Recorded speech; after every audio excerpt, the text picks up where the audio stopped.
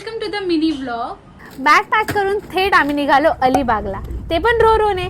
सकाळी आम्ही 7ची Ro-Ro book केलेली, त्यामुळे 2 फायदे झाले. एक म्हणजे गर्दी नव्हती आणि उन्हाचा जास्त त्रासही झाला नाही आणि आम्हाला मस्त मस्त फोटो काढायला मिळाले आणि या अथांग समुद्राचा आस्वादही घेता आला.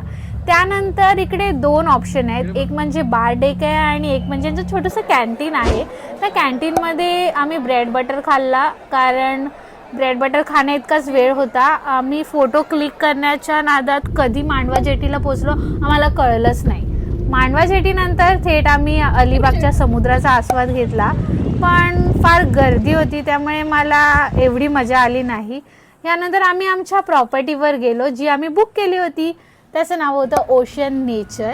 ओशन नेचरच्या प्रॉपर्टीची डिटेल्स मी तुम्हाला माझ्या लॉंग फॉर्मॅट व्हिडिओमध्ये सांगेन, त्यामुळे स्टे ट्यून. माझा व्हिडिओ नक्की बघा. Do like share subscribe so that you